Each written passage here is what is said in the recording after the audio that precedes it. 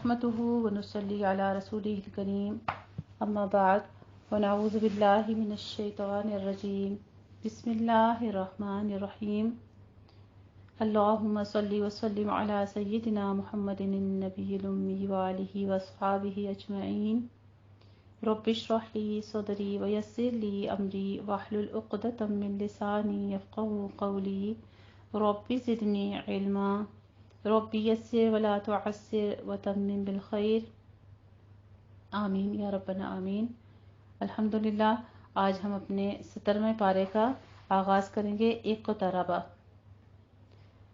अल्हम्दुलिल्लाह, रमज़ान मुबारक जितना तेज़ी के साथ गुज़र रहा है और गुज़र गया, निस्फ़ से ज़्यादा हो गया, पता भी नहीं चला। और अल्लाह सुब्हानो तआला बेहतर जानते हैं कि हम इसका हक़ अदा कर पाए हैं या नहीं। तो अपने पारे का आगाज़ करने से पहले कल जो हमने पारा पढ़ा था, पारा 16, उसमें से कुछ बातें हैं जो हमें याद रखनी है, ताकि हम उसका तसलसल अपने अगले पारे के साथ जोड़ के अगली आयत मुबारका को जब पढ़ें तो हमारे जहन में होनी चाहिए कि हमने अब तक जो कुरान पढ़ा उसके बीच में हमने क्या सीखा। याद रखिए, एक सबसे मेन जो बात है वो ये कि ख़ुद भी नमाज पढ़नी है और बच्चों को भी पढ़वानी है और इसकी फ़िक्र करनी है। इब्ने मसूद रज़ियल्लाहु ताला अन्हु कहते हैं, जिसने नमाज तर्क की उसका कोई दीन नहीं। कुरान पाक में अल्लाह ताला फरमाते हैं, व अक़ीमुस्सलाता वला तकूनू मिनल मुश्रिकीन, और नमाज कायम करो और शिर्क करने वालों में से ना हो जाओ। रसूलुल्लाह सल्लल्लाहु अलैहि वसल्लम ने फरमाया, बेशक इंसान और उसके कुफ्र और शिर्क के दरमियान फ़र्क सिर्फ नमाज है। अगर वो नमाज छोड़ता है तो वो मोमिन ही नहीं है। क़यामत के दिन सबसे पहला सवाल नमाज का होगा। नमाज की हिफाजत करने वाले अल्लाह के फजल में होंगे। किसी भी तरह की परेशानी में नमाज ही की तरफ लौटना चाहिए।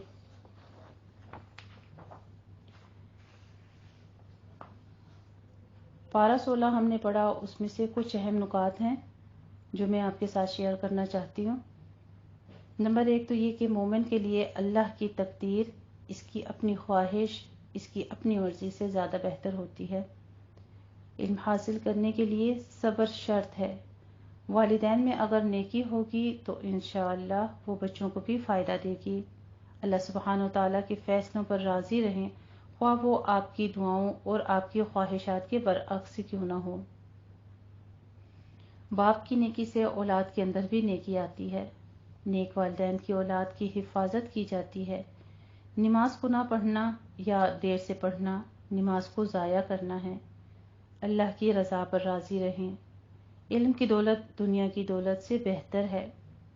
इबादत के लिए सब्र और सख्त कोशिश चाहिए होती है। अल्लाह सुब्हानो ताला से दुआ करते हुए, मांगते हुए आज़ी इख्तियार करनी चाहिए। हुस्न ज़न रखें और अच्छी उम्मीद रखें। इल्म, ईमान और यकीन के इजाफे के लिए दुआ करनी चाहिए। पारा 17 हम पढ़ेंगे इक़्तरबा। उसके लिए आप एक हदीस शरीफ सुन लें कि कुरान मजीद पढ़ने वालों का जन्नत में मकाम क्या है। अबू हुरैरा रज़ियल्लाहु ताला अन्हु फरमाते हैं कि रसूलुल्लाह सल्लल्लाहु अलैहि वसल्लम ने फरमाया, कुरान क़यामत के दिन उस आदमी के रूप में आएगा जिसका रंग उड़ा हुआ होगा और अपने साथी से पूछेगा, क्या तू मुझे पहचानता है? फिर कुरान कहेगा, मैं वही हूँ जो तुझे रातों को बेदार और दोपहरों को प्यासा रखता था। यानी रात को क़याम के लिए और दिन को पढ़ने के लिए। और यकीनन हर ताजिर अपनी तिजारत के पीछे होता है। यानी बिजनेस वाले बिजनेस की तरफ दौड़ रहे होते हैं और मैं आज हर ताजिर को छोड़कर तेरे लिए आया हूँ। यानी वो जो दुनिया के पीछे दौड़ रहे थे, मैं उनके पीछे नहीं जा रहा, क्योंकि तू मेरे पीछे आता था, इसलिए आज मैं तेरे पीछे आया हूँ। फिर इसके दाएं हाथ में बादशाहत और बाएं हाथ में हमेशगी दी जाएगी। इसके सर पर वक़ार का ताज रखा जाएगा। इसके वालिदैन को 2 उम्दा पोशाकें पहनाई जाएंगी। वो इस कदर बेशबहा कीमत होगी, यानी इतनी ज़्यादा कीमती होगी कि दुनिया व माफिहा की कीमत उनका मुकाबला नहीं कर सकती। वो दोनों कहेंगे, ए रब, ये पोशाकें हमारे लिए कहाँ से हैं? कहा जाएगा, اپنے بیٹے کو قرآن سکھانے کی وجہ سے۔ صاحب قرآن کو روز قیامت کہا جائے گا کہ پڑھتا جا اور جنت کے درجے چڑھتا جا، اور اسی طرح ٹھہر ٹھہر کر پڑھ جس طرح تو دنیا میں ٹھہر ٹھہر کر پڑھتا تھا۔ پس تیرا مقام وہ ہوگا جہاں تیری آخری آیت ہوگی۔ تو اللہ تعالیٰ سے دعا ہے وہ ہمارے بچوں کو بھی اس کی توفیق دے، خود ہمیں بھی اس کی توفیق دے، اور قرآن کی قدر و قیمت کو سمجھنے کی توفیق عطا فرمائے، کیونکہ ہم سمجھتے ہیں کہ وہ کوئی ایکسٹرا کام ہے، کوئی ایسا ہے جو ہم نے وقت نکال کر اپنی زندگی میں سے کوئی ایکسٹرا ہمیں کلاس لینی ہے یا کچھ، حالانکہ وہ تو ہماری زندگی کا ایک دار و مدار سارا ہے اس کے اوپر۔ یعنی قرآن کو ایک زائد یا فالتو کام نہیں سمجھنا چاہیے کہ مجھے اس کے لیے ٹائم ہی نہیں ملتا، میں اس کے لیے بڑی مشکل ٹائم نکالتی ہوں، میرے گھر کے کام اتنے زیادہ ہیں کہ میں قرآن کے لیے وقت نہیں نکال پاتی، میں تھوڑا سا گھر کو سیٹل کر لوں یا بچے بڑے ہو جائیں پھر میں قرآن سیکھوں گی۔ ایسی سوچیں، ایسی چیزوں میں اپنی زندگی کو فالتو ضائع نہیں کرنا چاہیے، اس کو اپنی جگہ ایک اہمیت دینی چاہیے۔ ساری چیزیں سارے دن کے کام کریں، لیکن ایک اپنی زندگی کا مقصد لازم بنا لیں کہ ہر دن میں میں نے قرآن لازمی پڑھنا ہے۔ اپنے 24 گھنٹوں میں سے سارا دن تو میں نے دنیا کے لیے سرو کر دیے، اپنی ذات کے لیے میں نے کیا حاصل کیا، میری اپنی ذات کے لیے میرے پاس کتنے وقت ہے، میرے کتنے لمحے ہیں جو میری اپنی ذات کے لیے نکلتے ہیں۔ آج ہم آغاز کریں گے سورہ انبیاء کا، جس کی آیت نمبر 1 میں اشارہ ہے قرب یعنی قیامت کی طرف، اور اس بات کی طرف کہ انسان کی موت قریب ہی ہے، یعنی جس سے انسان کو یہ پتہ چل جائے گا کہ اب عمل کی مہلت ختم ہے اور اب حساب کا وقت ہے۔ جو شخص دنیا سے فوت ہو کر جاتا ہے اس کا قبر میں بھی ایک مختصر سا حساب ہوتا ہے۔ اس سے سوال کیے جاتے ہیں، من ربک، ما دینک، من نبیک، اور جب انسان قیامت کے دن اٹھے گا تو اس سے باقاعدہ حساب لیا جائے گا۔ سورہ انبیاء مکی صورت ہے اور اس کے 7 ہی رکوع ہیں اور 112 آیات ہیں۔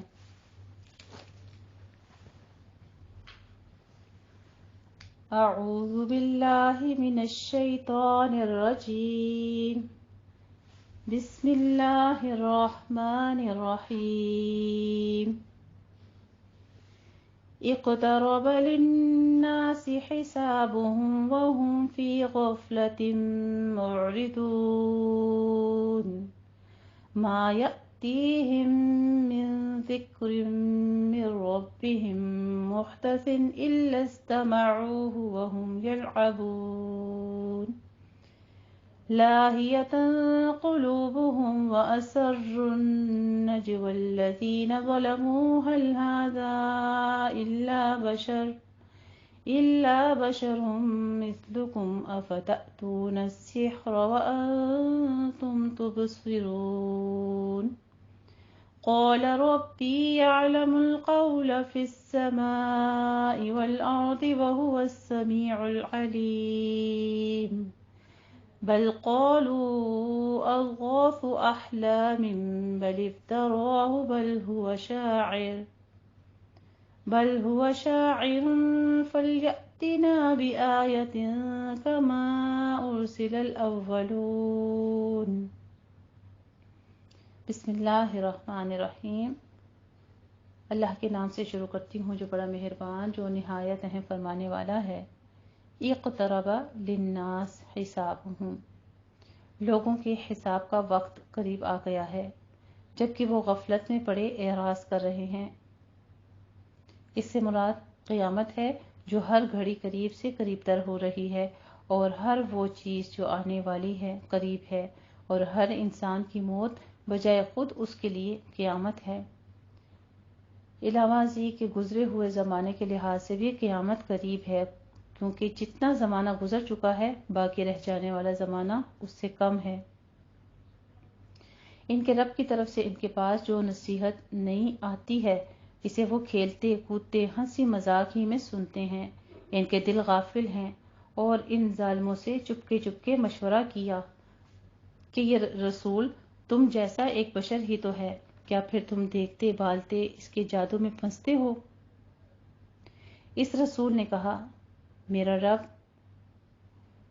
میرا رب وہی تو ہے جو دنیا میں تمام کائنات کو چلائے ہوئے ہے۔ ان کے دل ایسے غافل ہیں، وہ جب رسول کے بارے میں چپ چپ کے مشورے کرتے تھے تو ان سے کہا گیا تم جیسا ایک بشر ہی تو ہے، کیا پھر تم دیکھتے بھالتے اس کے جادو میں پھنستے ہو؟ اس رسول نے کہا میرا رب آسمان اور زمین میں ہر بات جانتا ہے، وہ اور خوب سننے والا، خوب جاننے والا ہے۔ اللہ سبحانہ تعالیٰ کے خوبصورت نام و صفات سمیع علیم بیان کیے جا رہے ہیں۔ قال ربی یعلم القول فی السماء والارض۔ اللہ سبحانہ تعالیٰ کی خاص ایک خوبی یہ بھی بیان کی جاتی ہے، سب سے پہلے جو تخلیق ہوئی وہ ہے آسمان۔ اللہ سبحانہ تعالیٰ نے جتنی بھی نعمتیں قائم کی ہیں، جس کے ذریعے سے ساری زندگی کا دار و مدار چلتا ہے، سب سے پہلے اللہ سبحانہ تعالیٰ یہ ذکر فرماتے ہیں کہ 6 دن میں 7 آسمان بنائے اور پھر وہ استوا ہو گیا آسمان پر۔ تمام زمین و آسمان کی جتنی بھی نعمتیں ہیں، ان تمام چیزوں کے بارے میں جاننے والا، ان کی خیر خبر رکھنے والا، ان کی تخلیق گھڑت کرنے والا اور اس کا تمام نظام قائم کرنے والا اللہ سبحانہ تعالیٰ ہے، اور وہ ہر چیز کو سننے والا، جاننے والا ہے۔ خوبصورت نام ہے اللہ سبحانہ تعالیٰ کے، جو کہ بار بار ہمیں قرآن مجید میں بتائے گئے ہیں کہ وہ تمام بندوں کی باتیں سنتا ہے، چاہے وہ دل میں کی جائے بات یا پھر ظاہری کی جائے۔ اللہ سبحانہ تعالیٰ ہر بات کو جانتے ہیں، اس سے کوئی راز پوشیدہ نہیں ہے۔ وہ غیب کی بات بھی جانتا ہے، وہ دل کی بات بھی جانتا ہے، وہ واقف ہے انسان کے تمام اعمال سے۔ تم جو بھی جھوٹ کہتے ہو اسے سن رہا ہے، اور میری سچائی کو اور جو دعوت تمہیں دے رہا ہوں اس کی حقیقت کو بھی خوب جانتا ہے۔ یہ آپ صلی اللہ علیہ وآلہ وسلم کو بتایا جا رہا ہے کہ آپ ان لوگوں سے کہہ دیجئے بل قالوا اضغاث احلام، بلکہ انہوں نے کہا یہ ایک پراگندہ خواب ہے، بلکہ اس نے جھوٹ گھڑ لیا ہے، بلکہ وہ شاعر ہے، لہٰذا اسے ہمارے پاس کوئی ایسی نشانی لانی چاہیے جیسے پہلے رسول بھیجے گئے تھے، ان سے پہلے کوئی بستی بھی جسے ہم نے ہلاک کیا ایمان نہیں لائی تھی، کیا پھر یہ ایمان لائیں گے؟ اے نبی کریم صلی اللہ علیہ وآلہ وسلم، آپ سے پہلے ہم نے جتنے رسول بھیجے وہ سب مرد ہی تھے، ان کی طرف ہم وحی کرتے تھے۔ چنانچہ اگر تم خود نہیں جانتے تو اہل ذکر، اہل کتاب سے پوچھ لو۔ وَمَا جَعَلْنَاهُمْ جَسَدًا لَا يَأْكُلُونَ، اور ہم نے ان نبیوں کے ایسے جسم نہیں بنائے تھے کہ وہ کھانا نہ کھاتے ہوں اور نہ وہ ہمیشہ رہنے والے تھے۔ پھر ہم نے ان رسولوں سے وعدہ سچا کر دکھایا، چنانچہ ہم نے ان کو اور جسے ہم نے چاہا نجات دی، اور ہم نے حد سے گزرنے والوں کو ہلاک کر دیا۔ یہ انبیاء کی بشریت ہی کی دلیل دی جا رہی ہے کہ وہ کھانا بھی کھاتے ہیں اور وہ وفات بھی پاتے ہیں۔ اگر وہ بشر نہ ہوتے تو ان چیزوں میں ان کا معاملہ دوسرے انسانوں سے مختلف ہوتا۔ وعدے کا ذکر کیا جا رہا ہے کہ یعنی وعدے کے مطابق نبیوں کو اور اہل ایمان کو نجات عطا کی، اور حد سے تجاوز کرنے والے یعنی کفار و مشرکین کو ہم نے ہلاک کر دیا جو ظالم تھیں، اور ان کے بعد ہم نے دوسری قومیں اٹھا کھڑی پیدا کی۔ پھر جب انہوں نے ہمارے عذاب کی آہٹ کو محسوس کیا تو وہ لوگ وہاں سے بھاگنے لگے۔ ان سے کہا گیا مت بھاگو اور لوٹ جاؤ جہاں تمہیں سامان عیش و عشرت دیا گیا تھا، اور اپنے مکانات و محلات کی طرف، تاکہ تم سے سوال کیا جائے۔ وہ کہنے لگے ہائے ہماری کمبختی، بے شک ہم ہی ظالم تھے۔ پھر یہی رہی ان کی پکار، حتیٰ کہ ہم نے انہیں کٹے ہوئے اور بجھے ہوئے بنا دیا، اور ہم نے آسمان اور زمین کو اور جو کچھ ان کے مابین ہے کھیل تماشا کرتے ہوئے پیدا نہیں کیا۔ اگر ہم یوں ہی کھیل بنانا چاہتے تو اپنے پاس ہی سے اسے بنا لیتے اگر ہم کرنے والے ہوتے، بلکہ ہم حق کو باطل پر پھینک مارتے ہیں تو وہ اس کا سر پھوڑ دیتا ہے، پھر یکایک وہ باطل ملیامیٹ ہو جاتا ہے، اور تمہارے لیے ان باتوں کی وجہ سے ہلاکت ہے جو تم اللہ کے بارے میں بیان کرتے ہو، اور اسی کے لیے ہے جو آسمانوں اور زمین میں ہے، اور جو فرشتے اس کے پاس ہیں وہ اس کی عبادت کرنے سے تکبر نہیں کرتے، اور نہ وہ تھکتے ہیں نہ ہی وہ اکتاتے ہیں۔ وہ رات دن اس کی تسبیح بیان کرتے ہیں، سست نہیں پڑتے۔ ام اتخذوا آلہۃ من الارض ہم ینشرون، کیا انہوں نے زمین میں ایسے معبود بنا لیے ہیں جو مردوں کو زندہ کر دیں گے؟ اگر ان دونوں یعنی زمین و آسمان میں اللہ کے سوا اور معبود ہوتے تو ضرور یہ دونوں تباہ ہو جاتے۔ چنانچہ اللہ عرش کا رب ان باتوں سے پاک ہے جو وہ مشرک بیان کرتے ہیں۔ وہ جو کچھ کرتا ہے اس کے بارے میں اس سے سوال نہیں کیا جا سکتا، جبکہ ان لوگوں سے باز پرس کی جائے گی کیا انہوں نے اس اللہ کے سوا اور معبود بنا لیے ہیں؟ کہہ دیجئے تم اپنی دلیل لاؤ، یہ توحید ہی میرے ساتھیوں کا ذکر ہے اور مجھ سے پہلوں کا بھی ذکر تھا، بلکہ ان میں سے اکثر حق کا علم نہیں رکھتے، لہٰذا وہ اس سے اعراض کر رہے ہیں، اور آپ سے پہلے ہم نے جو بھی رسول بھیجا ہے اس کی طرف یہی وحی کرتے رہے کہ بے شک میرے سوا کوئی معبود نہیں۔ آیت توحید آ رہی ہے، پورے قرآن مجید کا خلاصہ۔ یہ کتاب نازل کیوں کی گئی؟ تمام انبیاء کو دنیا میں کیوں مبعوث کیا گیا؟ دنیا میں کتابیں بھیجنے کا، علم بھیجنے کا مقصد کیا تھا؟ تاکہ اللہ سبحانہ وتعالیٰ اپنی وحدانیت کا ثبوت بیان کریں، اور وہ کیا ہے؟ لا الہ الا اللہ انا فاعبدون۔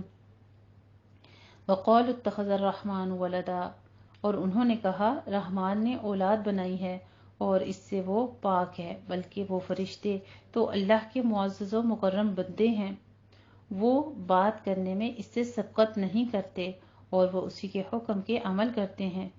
وہ جانتا ہے جو کچھ ان کے آگے اور ان کے پیچھے ہے، اور وہ صرف اس کی سفارش کریں گے جس کے لیے اللہ پسند کرے گا۔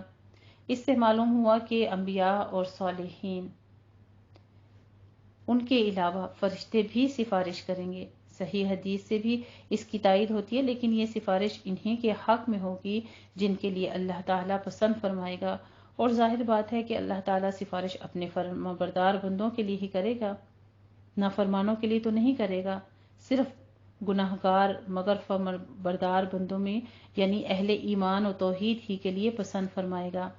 یعنی ان فرشتوں میں سے بھی اگر کوئی الہ ہونے کا دعویٰ کر دے تو ہم اسے بھی جہنم میں پھینک دیں گے۔ لا یسبقونہ، وہ اللہ سبحانہ وتعالیٰ سے آگے آگے بڑھ کر بات نہیں کرتے۔